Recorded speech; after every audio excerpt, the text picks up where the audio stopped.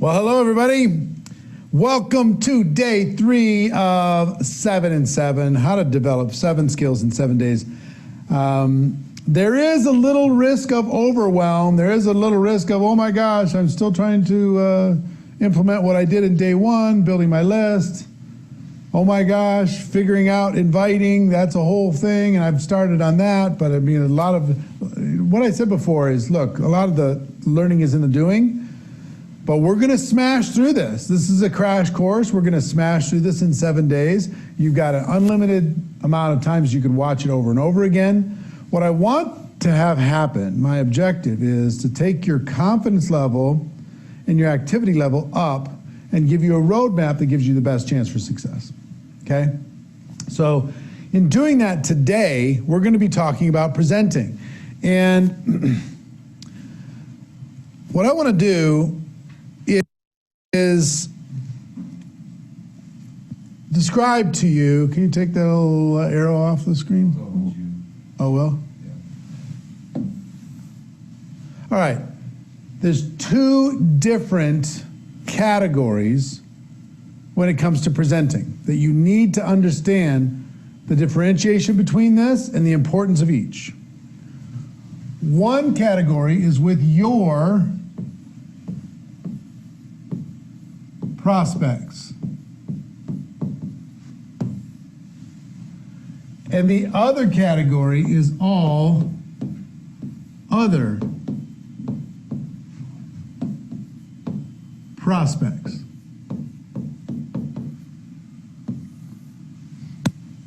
Two distinct categories. It's really important that you understand this because, look, as I told you when I first got involved in the profession of network marketing, I tried to go first party, which we discussed yesterday. I tried to just go tell everybody, let me give you all the facts about the company. Let me tell you everything about the products. Let me tell you everything about the compensation plan. And people judged me because it was first party and I got very, very minimal results. And then I learned to use third party, right? If my lips are moving, to point, read, introduce, or tell stories, never to be the fact giver, always to be the connector between the prospect and the information, okay? So what I need you to understand here is there's a little bit of a differentiation. It's not one size fits all. Your prospects, you need a third party, which is a tool, an event, product, story,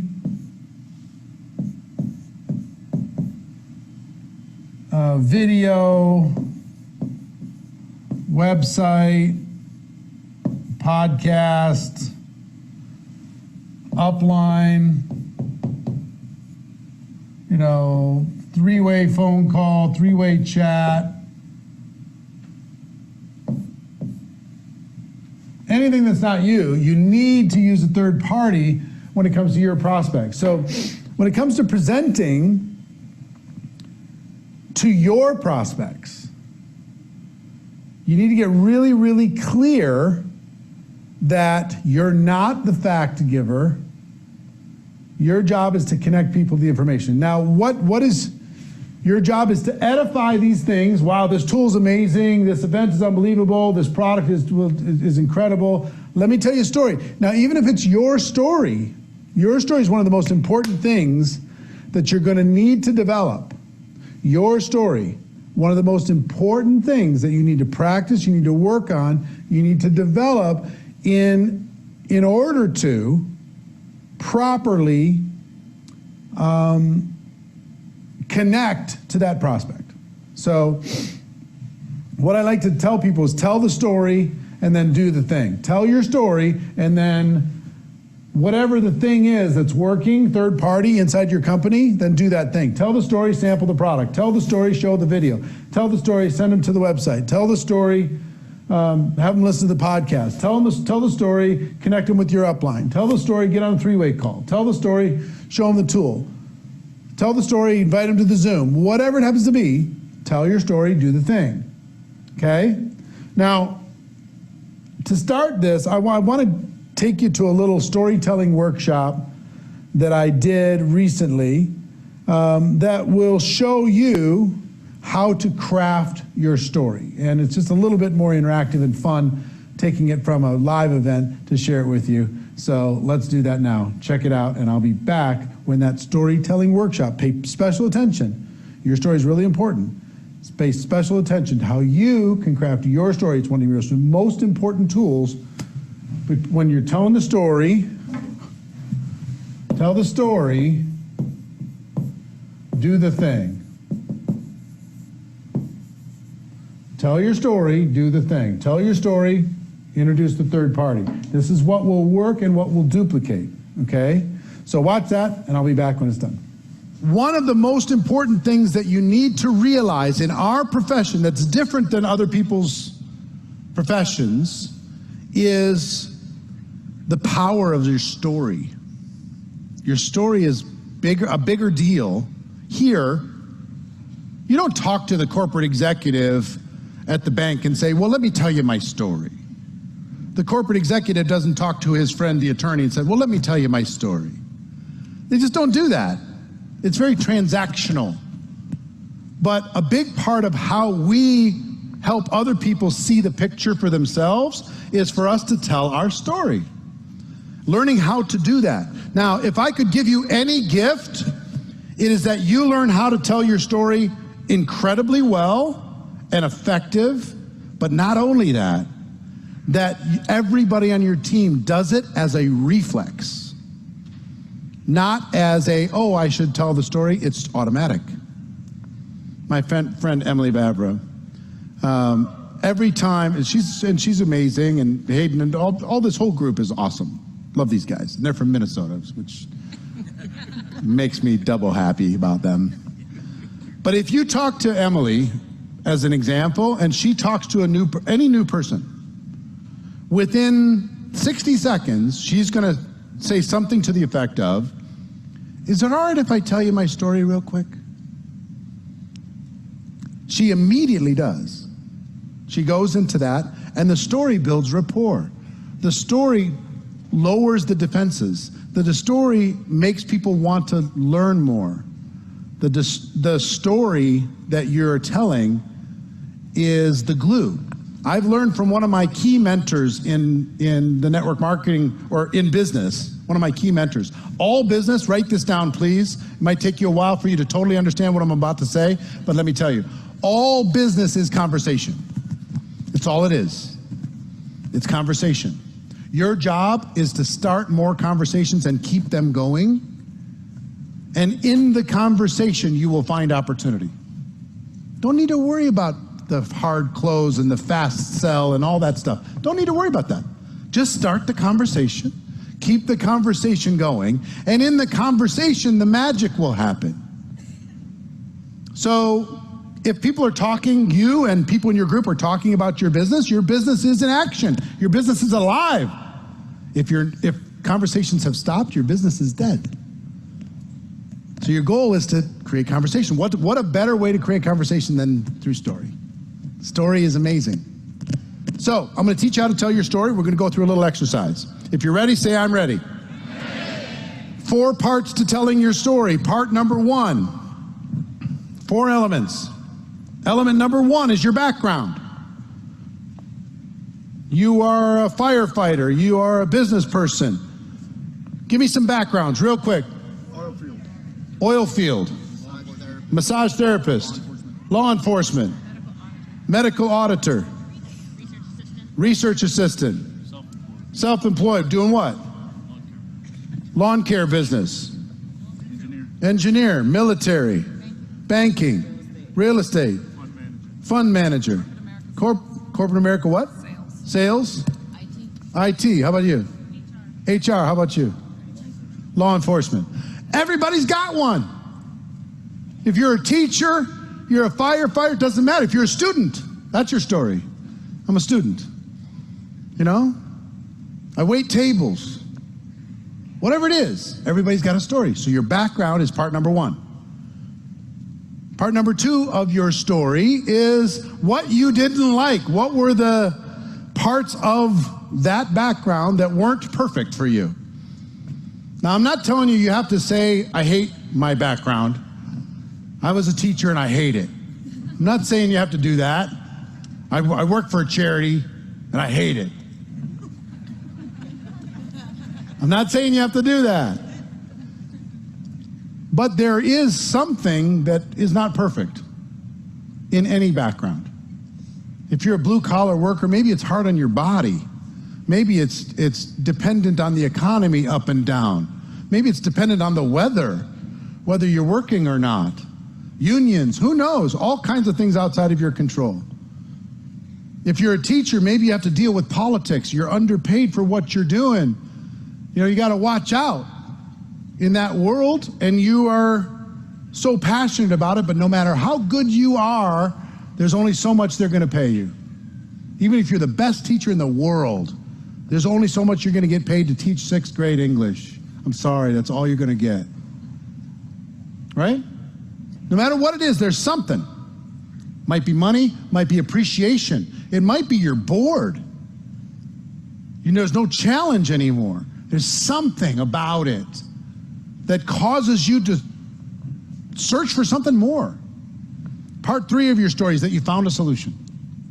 You found a solution. You found something that will help you to develop the other part of your life. You found a solution to being underpaid. You found a solution to being underappreciated. You found a solution to being out of control of your own future. You found a solution to having to kiss somebody's butt every single day that you don't respect. You found a solution. And then number 4 is how you feel about the future. How do you feel about the future now?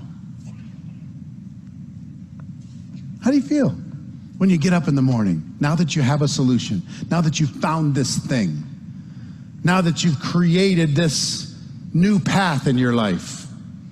Even though you're maybe still full-time in that background, but now you've got a way where 3 years from now, 5 years from now, you can be living a different life.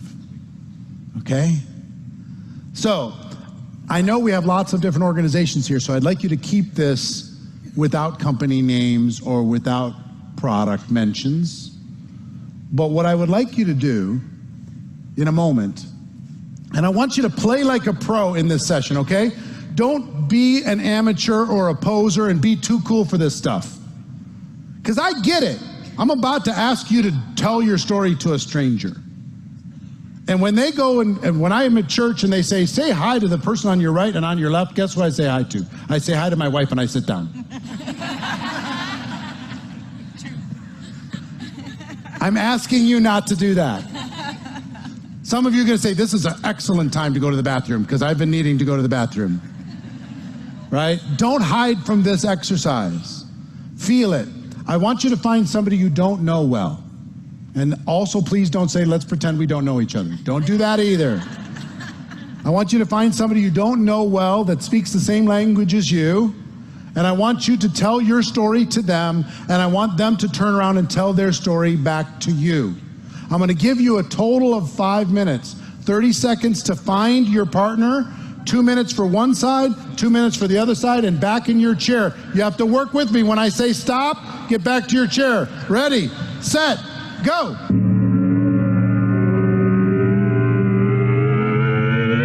Now, we need to go quick on this, but I want to ask, give me some observations. What did you notice in this exercise? Anyone?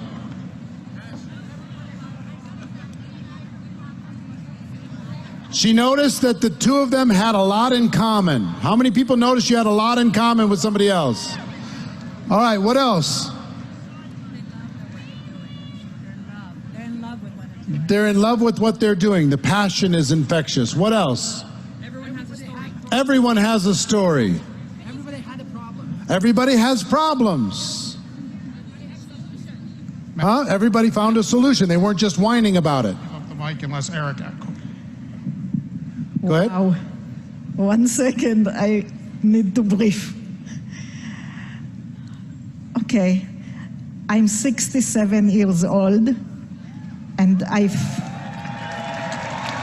It's not that big a trophy. Come on. and a quarter. Yes.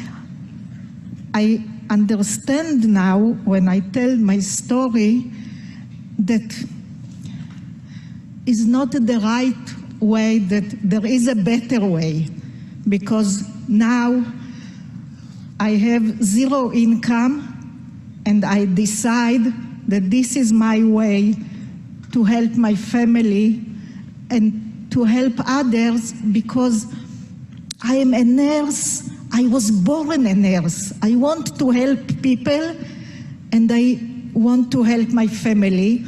And the other way bring me in 67 and a quarter with zero income. That's most people. So this, 2 weeks ago, I quit the job that I worked so hard. I cannot believe how I worked so hard. I took the money that they gave me and I come here. Nope. Well, congratulations. Here we go.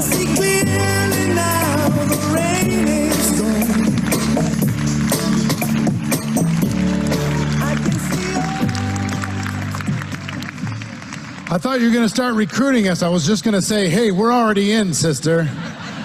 We're all signed up. What else did you learn? How many people made a really quick 2-minute friend? When you see each other in the hallway, it's going to be different. How many people wanted to learn more? How many people instinctively in your DNA, you wanted to help the other person? Isn't that something? How would you like your prospects to want to help you? Wouldn't that be interesting? Instead of running away. Now, how many people felt like it was appropriate to bring up an objection? Anyone? Like, I want to object to your story.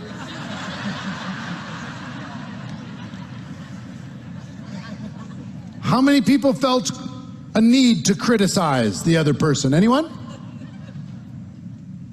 No criticism, no objections, all love. In 2 minutes. How many people went second? Raise your hands, please. And how many of you were more open because the other person went first? Like, oh, all right, you went first. All right, I'll tell you my real story. I was going to tell you the fake story, but now I'll tell you the real story since you told me the real story. Fine. So,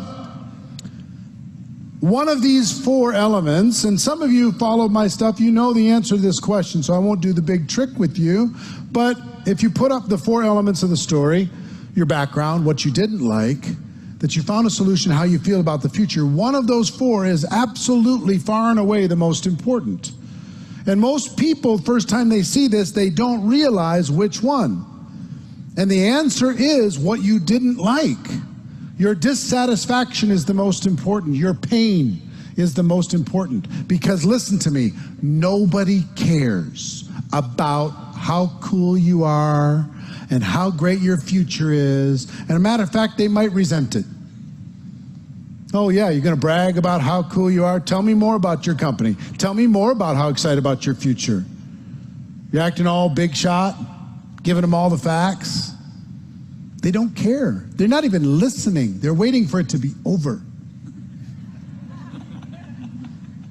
What's most important is that you build a connection with another human being over your shared experiences, over your pain, over your hurt, over your challenges. That's what builds rapport. That's what makes people want to help. That's what makes people want to listen. It's the most important thing. So in a moment, I'm going to ask you to do it again and find a different person this time. And this time, I want you to emphasize your dissatisfaction. I want you to be more real than maybe you've ever been to another human being, because we're taught never show your weakness, never talk about your pain. Nobody wants to hear about it, right? Be strong. man up, stiff upper lip, all that stuff. What I'm going to ask you to do is be more authentic than maybe you've ever been to another human being and say the way that they treat me at that office has made me feel small for the last 10 years. In the last 5 years, that smallness has turned into resentment, and I don't want to live like that anymore because it's spilling into the rest of my life. I'm tired of getting paid 10% of what I'm worth. I'm tired of being unappreciated for the efforts that I put in to help somebody else do what they need to do.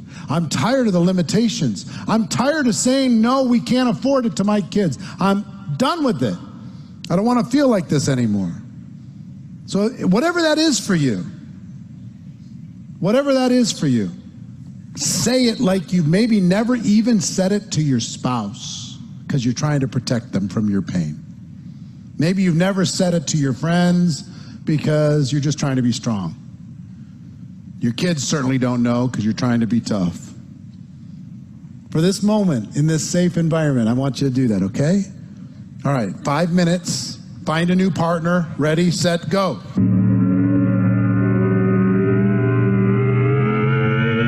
All right. How many of you had an enjoyable experience? Raise your hands, please. How many people made another 2-minute friend when you see him in the hallway? It's going to be special. How many of you traded information because you want to stay in touch? How many are going to see him later tonight? Just kidding, I'm just kidding.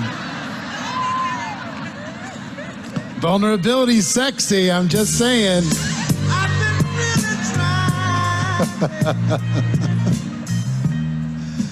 Now, here's the thing. This isn't hard. This is friendly. This is light. This is enjoyable. Most of you did this with a perfect stranger. And within a few minutes, you built rapport with another human being. The opportunity to talk to that person. How many people felt like you wanted to learn more? Tell me more, right?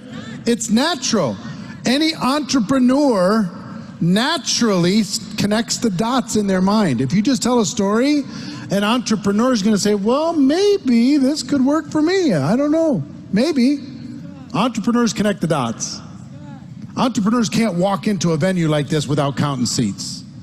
An entrepreneur can't look at the concession stand outside and figure out how many people they got and what's going on. I mean, entrepreneurs are a unique breed. They look for opportunity, and they look to see how they can connect with the opportunity. So, doing this is critical and it's important, and you need to do all 4 things. I'm going to do a 2-minute exercise with you, and you don't need to leave your seat. What I want you to do is I want you to do your story one more time. 2 minutes, 1 minute on each side. That's it. But this time you're forbidden to give your background, and you're forbidden to talk about what you didn't like about it. You can't do that. All you get to talk about is hey, I found a solution. Here's how I feel about the future. Okay? 1 minute, and then turn around. The other person gets to do it 1 minute back to them. You can stay in your seat to do this with the person next to you. Ready, set, go. 2 minutes.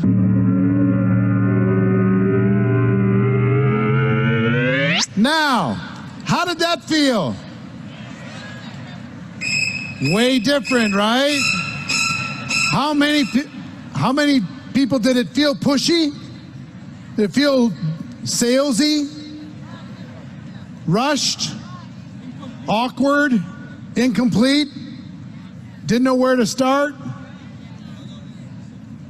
See, here's what I'm talking about. It's the same 3rd and 4th thing that you talked about before, but without building rapport, it feels way different.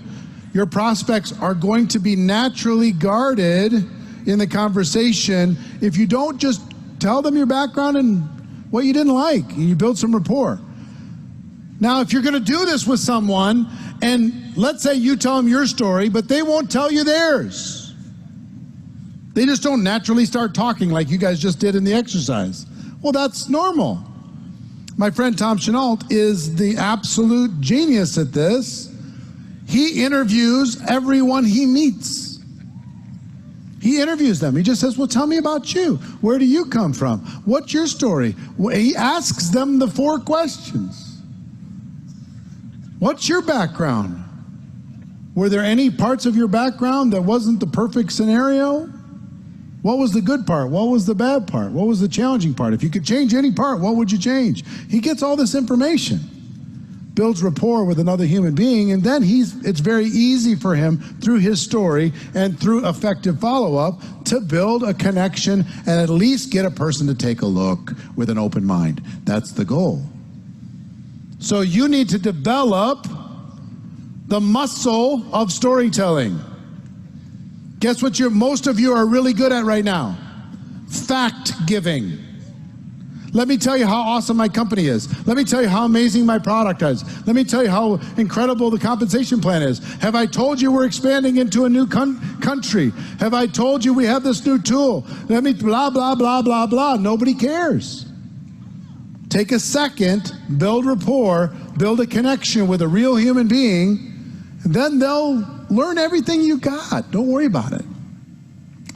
So, learning how to tell your story. Now listen, I want you to practice this because your story is really, really, really vital. Story builds a bridge. Story builds trust. Your story gives you the opportunity to say, have you heard the news?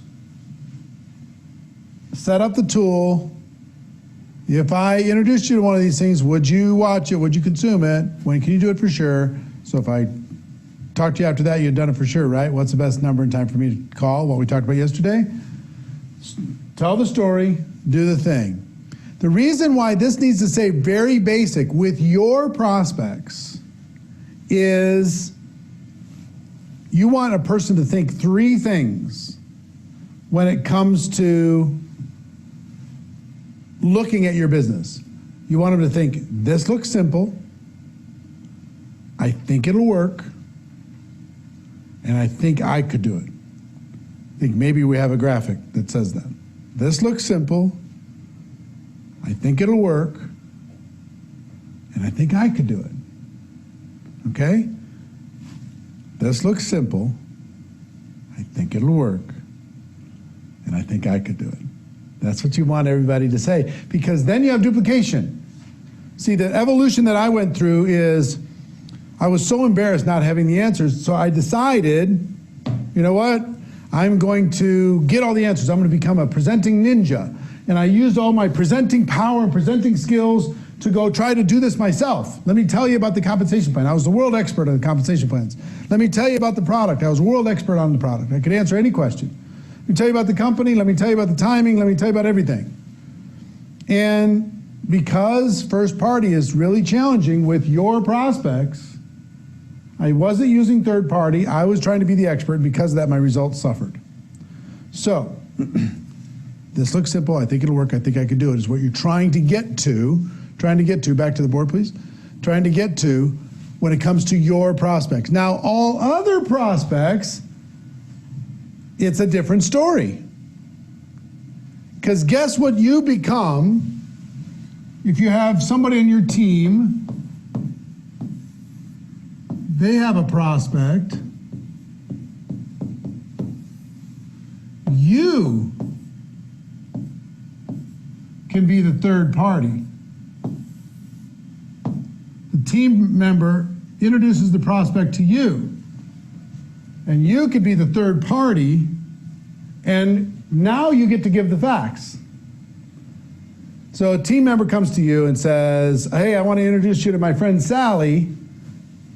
And Sally is just learning about this. I told Sally my story, and I thought I'd introduce him to you because you know more about it than I do.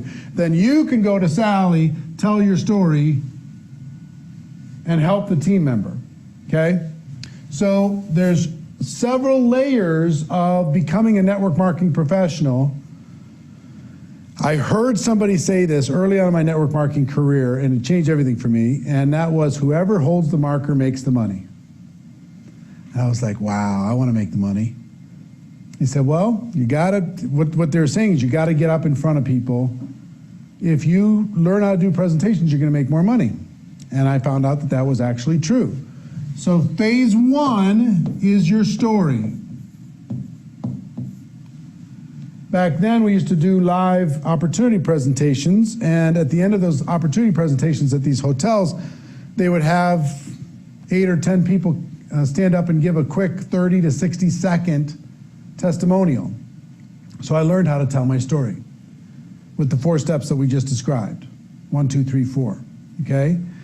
And it was rough at the beginning, and I got a little bit better, and over time, I was able to feel real comfortable with it.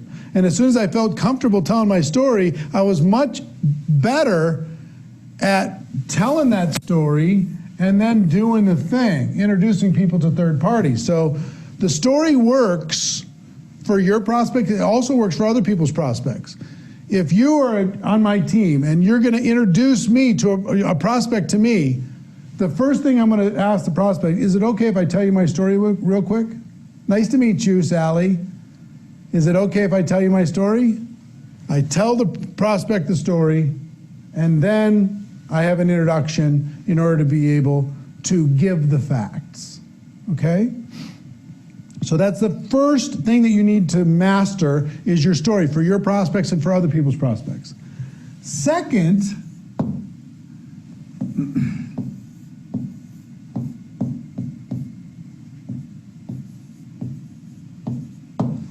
your opportunity presentation, and I apologize for my handwriting, but you're gonna have to live with it. Your opportunity presentation, you need to learn. And when they told me whoever holds the marker makes the money, I was like, all right, I gotta learn this. I gotta get up in front of people. I wanna be one of those people at the local meeting. I wanna be one of the people who can do a presentation at a moment's notice. And up until then, I'd been dragging people to events and putting people in front of tools, but now I had a team and I needed to learn how to do the opportunity presentation. So here's what I did, and you can decide what you're gonna do. I recorded the presentation from the #1 earner in the company. I recorded that presentation and I played it back word for word and I wrote it on a legal pad. Because he did the same presentation every single time. Same joke, same introduction, same close, same everything. So I wrote it down word for word. So I, play, rewind, play, rewind, play, rewind, pause, wrote it all down, longhand, on a legal pad. And then I recorded my own voice doing the presentation. Back then it was on audio cassette. You could do the same thing, record it on your phone, whatever. But I recorded my own voice on audio, and then I put that audio into my car and I listened to it 1,000 times. I'm an introverted person, so presenting was a scary thing for me, very scary. It might be scary for you. But they told me whoever holds the marker makes the money. I'm like, okay. So you know how I tricked my mind? And sometimes you need to trick your mind. I'm an introverted person, but I could act. And I pretended like I was rehearsing for a one-man play, like a little Broadway play that just had one man, and I had a monologue that was about 30 minutes long. And I needed to learn my lines. And that's what I did. I listened to that recording 1,000 times, over and over and over, with my own voice, until I had it cold. I could do it today. I mean, I had it so burned into my brain, and here's what happened. As soon as I was really good with this, my confidence went through the roof. Because I could do a 3-minute version on the phone. Company, product, compensation, timing, support. Psh, call to action, let's go. I could do a 15-minute version of the same thing over lunch. I could do a 20-minute version in somebody's living room. I could do a 40-minute version at the hotel. I could spread it out and do a 2-hour version if I wanted to do a training on it. No problem. Once I learned this, I stopped being afraid to talk to people, especially other people's people. Now, I wasn't using this for my prospects because I would lose third party. I was only using this for other people's prospects. Bring your prospects to me. You provide the people, I'll provide the presentation. But what happened was, I got good at this, and what happened was my team started to build confidence in me. They're like, all we have to do is bring more people to Eric. Let me get Eric on a Skype with somebody, one of my prospects. Let me get Eric on a Zoom, and I'll bring a bunch of prospects on a Zoom. Let me have Eric come to the house for a home party. Let me have Eric do this. Let me have Eric do that, because Eric brings results. I was like, wow, a whole new chapter changed for me. Third is learning how to do a getting started training.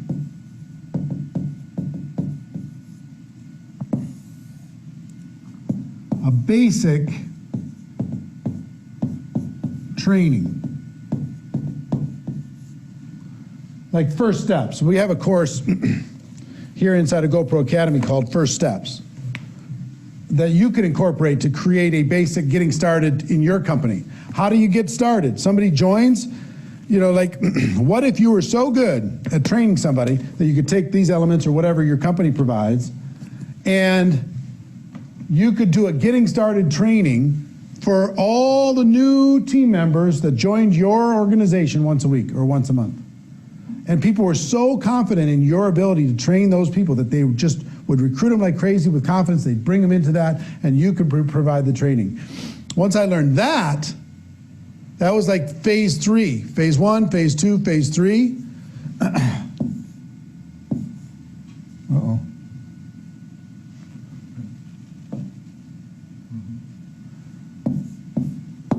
Four was skills training. Can you learn enough to do a Super Saturday? Can you learn enough to do 8 hours of training? Can you do 1 hour on each skill? Can you go through GoPro Academy or inside the 7 skills in 7 days and turn that into your own style of how you're going to be able to train the skills? Okay? And then the fifth is like a keynote, a signature talk, a inspirational talk, something so good that your company would want you to give it on stage, something so good that people would invite you to and fly you in to their market. Please just tell that story. Something so amazing, which you can develop, you can actually do. Okay? So these were the steps for me. For other people's prospects, I became the third party, and that's what you need to become. And you might not think, hey, I just don't have the skills for this. I just don't know what to do. I don't know what to say. Here's what I would tell you.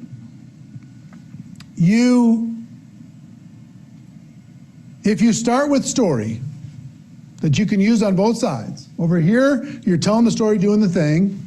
Over here, you're telling the story as a tool to be able to help educate someone and build a connection, provide information.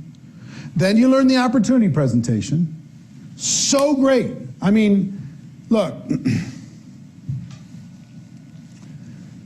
if you'll just commit to this, you can become great. If you'll just decide, if you're introverted, fine, pretend you're an actor and you're learning your lines.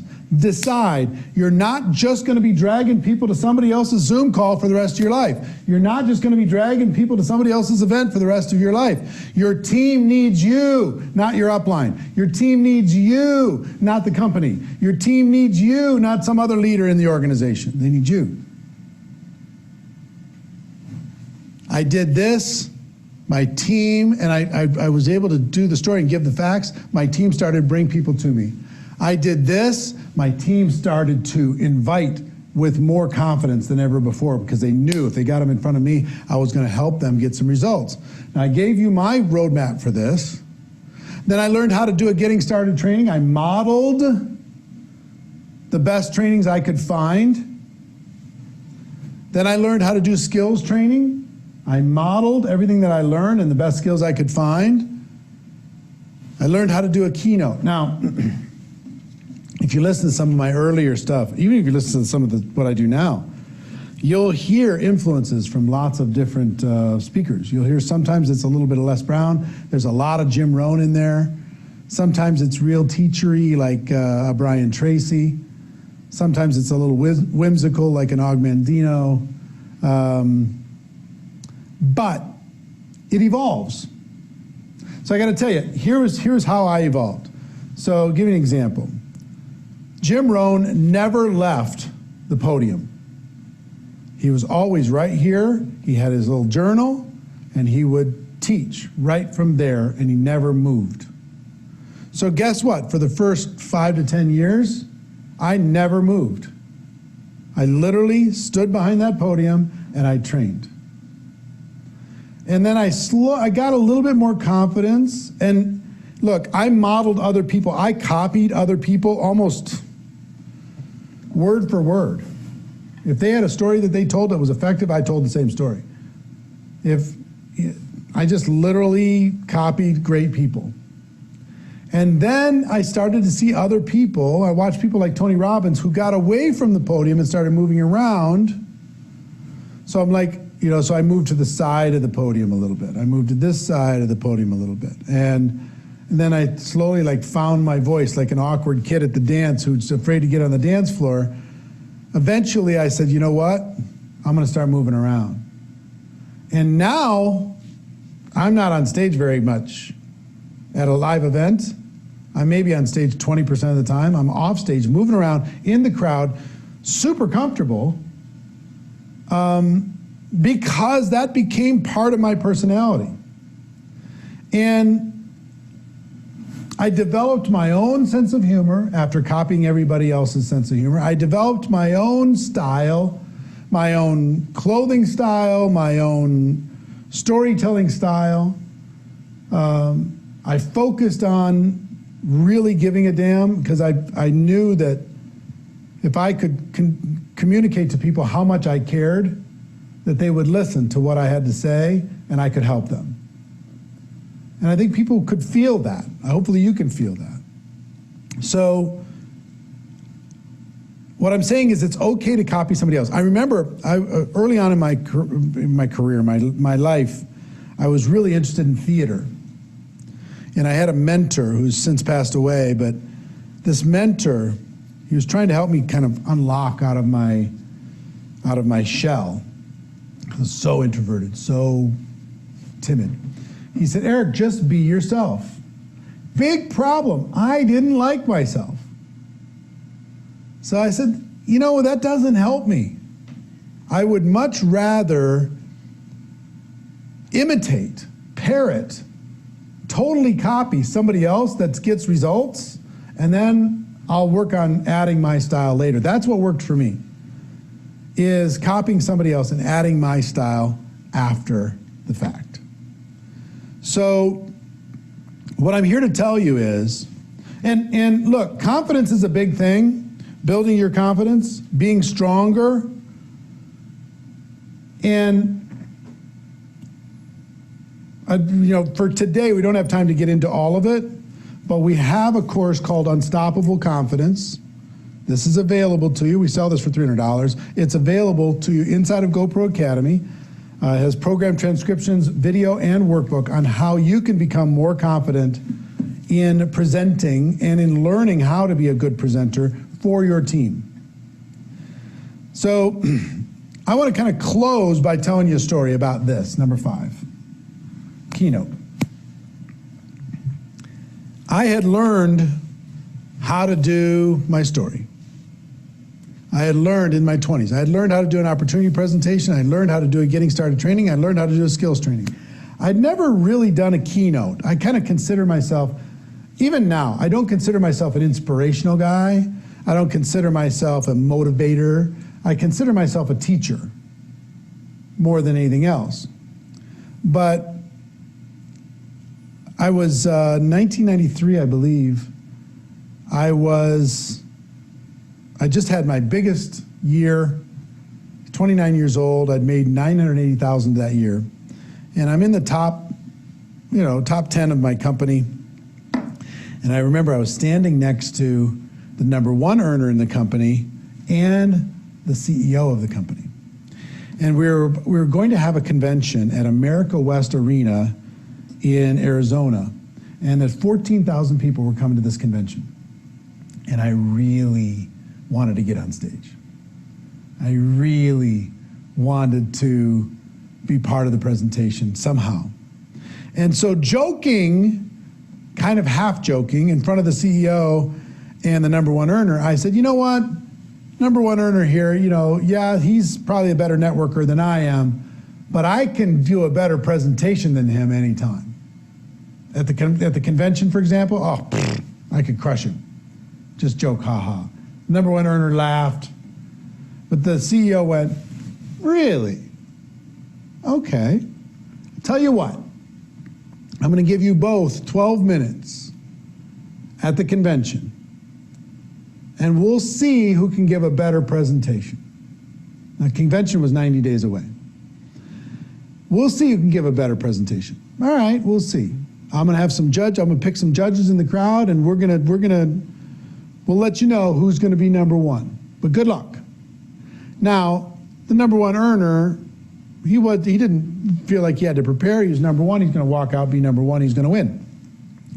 I decided this was a moment that I needed to work on. And I would encourage you to do the same thing. So I went to work. I listened to some of the greatest speeches ever. I watched what some people did when it came to storytelling, how they used quotes, how they used repetitive phrases. I listened to I Have a Dream. I listened to all different kinds of speeches from around the world.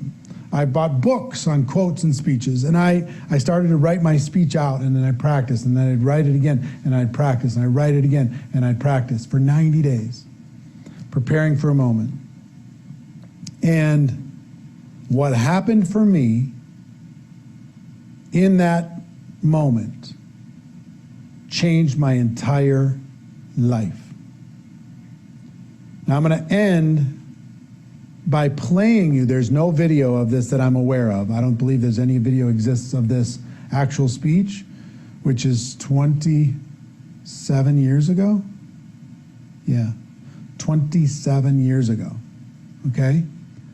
But there's an audio of that presentation. Several years back, people put some images onto the audio of that presentation. I want you to hear it, but before I go there, and that'll close out our session, and then we'll see you tomorrow. We'll be talking about follow-up questions and objections tomorrow. I want you to know, when that speech ended, my network marketing career changed. My team, their confidence in me went through the roof. They put people in rooms for me. They put people in front of me. They worked harder to get closer, to spend more time with me. Everything changed. So before I play that to close out today, I want you to know that you can use this to build your confidence. You can use this with your prospects, tell the story and do the thing, keep it duplicatable. And then you need to become the tool that your team leverages for all other prospects. Telling a story, opportunity, getting started, skills, and even keynote. You got to find a way to master this. And even if you're going to set a goal a year from today to be great at this, wouldn't it be great to be amazing a year from today? Where when your company is putting on it's setting its agenda for the next convention, or their online convention, or the next Zoom, that everybody's like, oh, please, please, please, can they get you on? Everybody's calling you all the time. Can you come on, please? Share your story one more time. Share your keynote one more time. Reach into the heart and soul one more time, please. What you're about to hear is that you're going to hear a much higher voice, because I was 29 years old. But listen to what preparation can do, and know, and kind of try to imagine what this speech did for my career and what a similar speech can do for yours, okay? That's it for me. Check out what we ended up calling a call to action, and I'll see you tomorrow.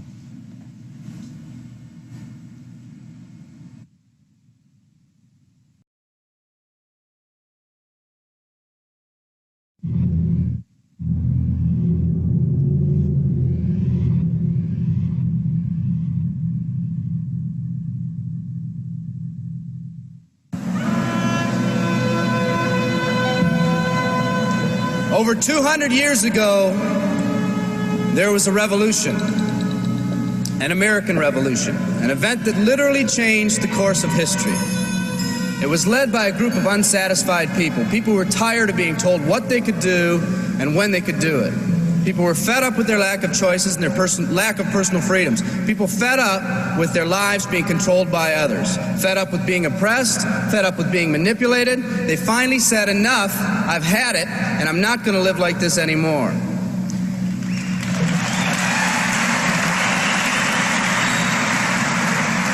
Our ancestors were people that took full responsibility for what happened to them. It was that spirit that ignited a country and formed what is now a giant in the free world. I have a question for you. Where's that spirit today? Right here. It's time for another revolution. Let me explain one of the laws of the universe. It's called the law of use, and it says simply this: whatever you don't use, you lose. Lack of use causes loss.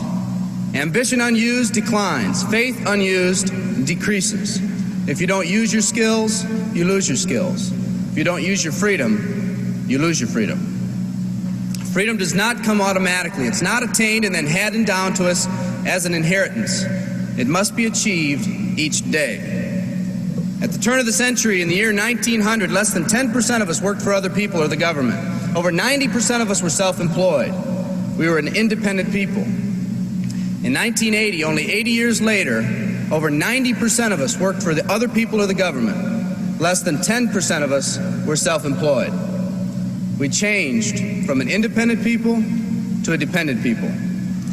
We'd slowly shifted from a people who took full responsibility for everything that happened to them to a people who've become talented and practiced at the art of blaming others for their problems.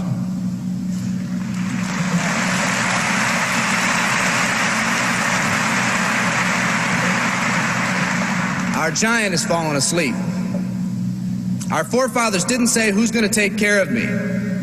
They simply said, "All I ask is the opportunity to be free and the ability to take care of myself and my family."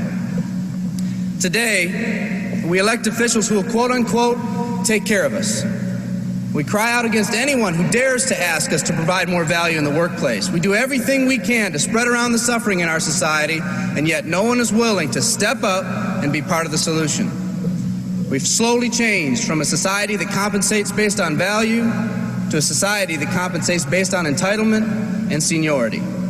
What we've come to believe is our due. We act as if someone actually owes us a living. Part of this change is due to the dramatic rise of conformity in our society. We're all taught to conform. Incredible pressures are put on us every day to do things, quote-unquote, the right way. And yet no one asks the question, is this really the right way? A man once said, "I'm just a collection of mirrors reflecting what everyone expects of me." We live our lives to please those around us, and the scary thing is, the people around us are doing exactly the same thing. Psychologist Rollo May calls us outer-directed people. We don't act, we only react. We seek not to be outstanding, but to fit in. We're able to respond, but not to choose. Perhaps that's why a wise man once said, "The mass of men lead lives of quiet desperation."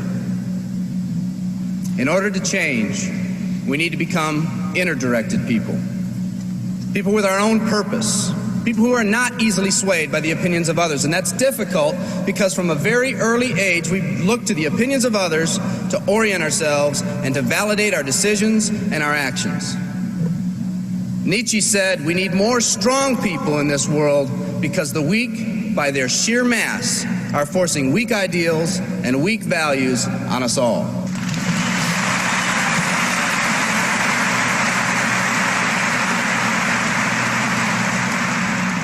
Today's massive social and economic changes are waking this slumbering giant.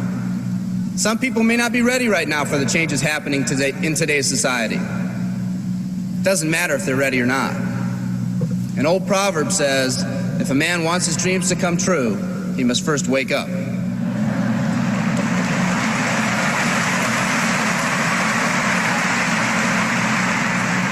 I, for one, am glad for the radical changes in our society because I believe that within that crisis, we will find that independent spirit that once pioneered this country. Some of us are finally ready to change. The displacement of our workforce has caused many of us to start searching for something better. Moving products and moving services is our business and our goal, but what we are becoming in the pursuit of that goal is a larger and much more important issue. The rekindling of our independent spirit has more lasting value.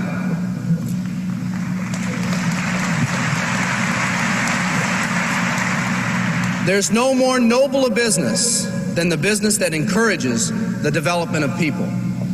Every living organism has one and only one central need in life: to fulfill its own potentialities. The acorn becomes an oak, the puppy becomes a dog, and that's all that's required of the oak and the dog. But the human being's task in fulfilling his or her nature is much more difficult. The reason is, unlike any other living creature on this planet, you've been given the dignity of choice. You'll not grow like a tree. You'll grow only as you plan and choose to grow. When a person chooses to live, two things happen. First, assuming responsibility for themselves takes on a whole new meaning. They accept responsibility not as something they've been saddled with, but as something they themselves have chosen. The second thing that happens is that discipline from the outside is replaced by self-discipline. They accept discipline not because it's commanded, because they themselves have chosen what they want to do with their lives. Just like when the disenfranchised men and women over 200 years ago got fed up and said, I'm not going to live like this one more day, there's another revolution coming. It's coming not just from Americans, but from people all over the world.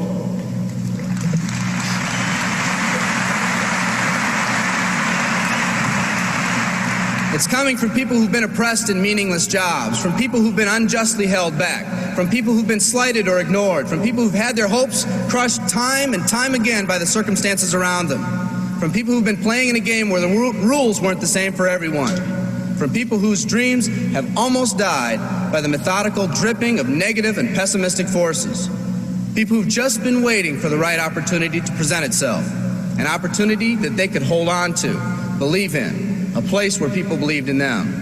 I hear the rumbling of this coming revolution every day. The old rules are changing, and society is finally ready for that change.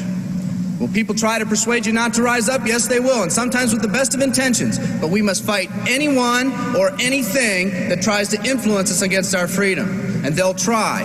Believe me, they'll try.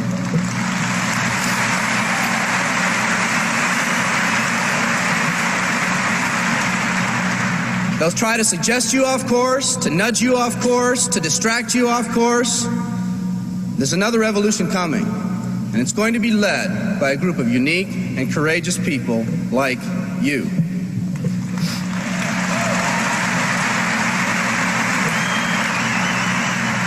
People who've had it with the way things are. People who've picked out their mountain in life and said, I'm going to the top. And if someone tells you you can't climb mountains, you don't have any experience. You tell them, I'm going to the top.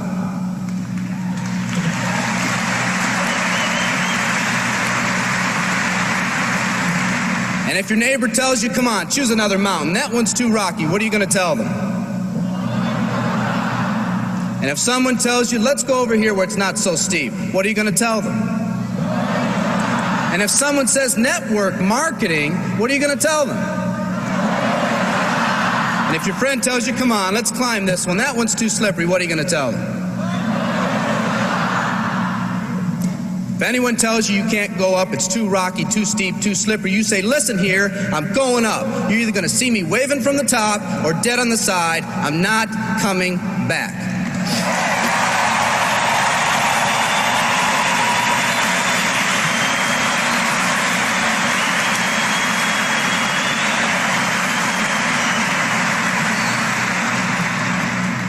There's something about the do-or-die attitude. It's almost like when someone has a do-or-die attitude, time, fate, and circumstances seem to get together, have a hasty conference, and say, they say they're going to do it or die. We might as well let them have it.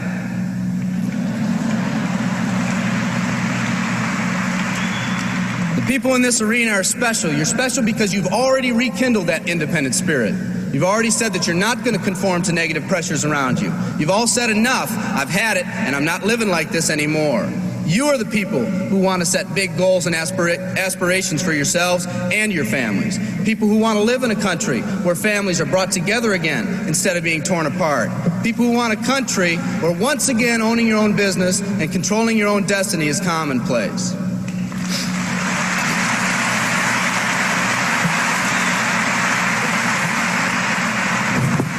People who want a country where every man, woman, and child is treated with equal respect and dignity.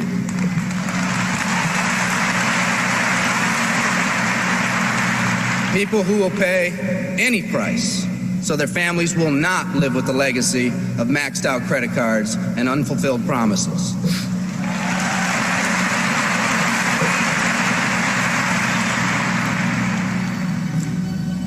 Today, we stand at the genesis of a new revolution, and people like you are going to lead it. Theodore Roosevelt said these words decades ago, and I think they're particularly appropriate today.